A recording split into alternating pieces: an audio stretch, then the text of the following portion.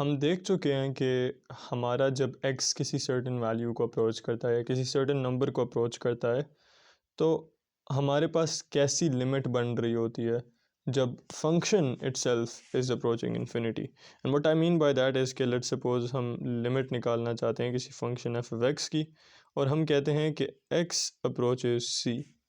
और हम क्या देख रहे होते हैं, हम ये देख रहे होते हैं कि वो जो फंक्शन है वो क्या कर रहा होता है, उसके लिए हमें बहुत एक बड़ी वैल्यू मिल रही होती है, एक बहुत लार्ज वैल्यू मिल रही होती है। एंड व्हाट्स हैपनिंग इज़ कि वो फंक्शन बेसिकली इन्फिनिटी को अप्रोच कर रहा होता है as x approaches c।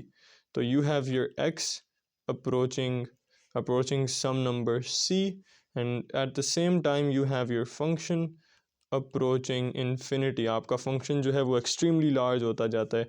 And we saw this for the function f of x equals 1/x²। ठीक है, we saw this for this function.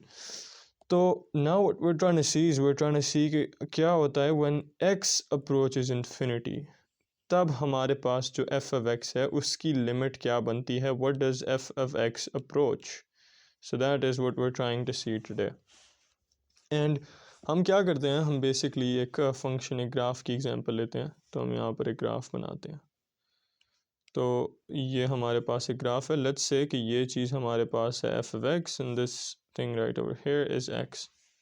Now there are two possible infinities जिनको आप approach कर सकते हो। एक तो आपके पास है पॉजिटिव इन्फिनिटी जो इस साइड पर होगा। ठीक है, एक्स को आप एक्सट्रीमली बड़ा कर लो, फ़र्ज़ कर लो कि ये जो आपके पास जगह ये जाती जाती जाती जाती जाती एंडलेसली जा रही है इन्फिनिटी तक। तो ये सारा जो राइट वाला रीजन होता है ना, ये सारा रीजन ये एक्स की पॉजिटिव वैल्यूज़ को डिनोट कर रहा होता है। तो इसलिए जो आपका इन्फिनिटी होएगा वो भी पॉजिटिव होएगा। ऑन द अदर हैंड आपके पास जो ये लेफ़्ट वाली साइड है, this is the right region. ठीक है, I hope I said that right. तो आपके पास जो लेफ़्ट वाला रीजन है उसमें आप इन जगह पर जा रहे हो, इन वैल्यूज़ पर जा रहे हो। ये सारी वैल्यूज़ क्या होती हैं, ये सारी एक्स के लिए नेगेटिव वैल्यूज़ होती हैं। So you would have your negative infinity right over here. अब you have two infinities, you have negative infinity and you have positive infinity. तो इट डिपेंड्स कि आप किस इन्फिनिटी को अप्रोच करते हो। और फिर आपके पास एक फंक्शन होता है, उस फंक्शन के ऊपर भी डिपेंड करता है कि does it actually have a limit at positive infinity और negative infinity. And what I mean by that is के लेट्स सपोज मैं आपको एक फ़ंक्शन यहाँ पर बना कर दिखाता हूँ। लेट्स से हमारे पास एक फ़ंक्शन है जो कुछ इस तरह से हरकत कर रहा है। ठीक है, कुछ इस तरह से हरकत कर रहा है, और फ़र्ज़ कर लो ये ग्राफ जो है ये फुल बड़ा ग्राफ है। तो कुछ इस तरह से फंक्शन हरकत कर रहा है।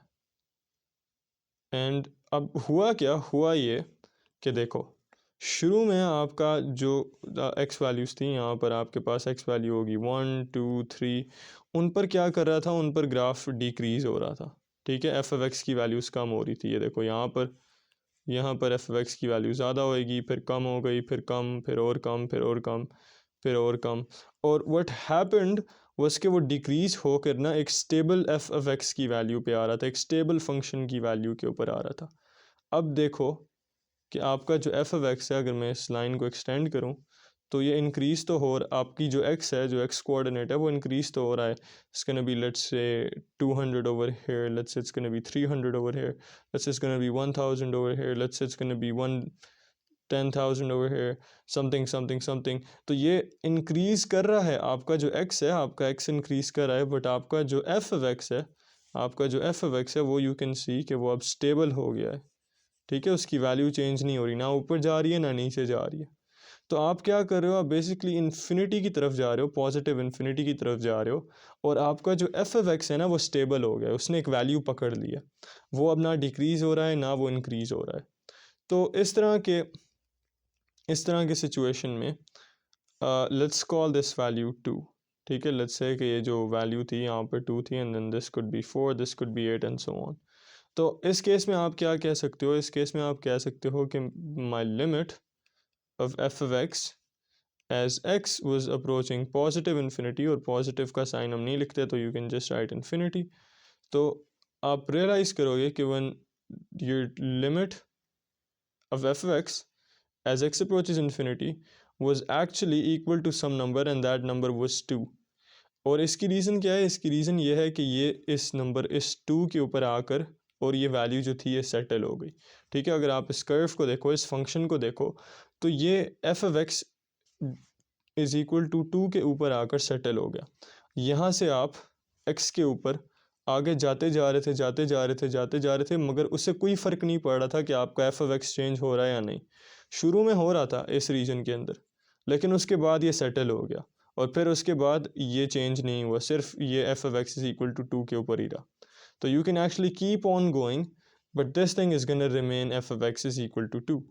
तो इस केस में ये हमारी लिमिट होती है।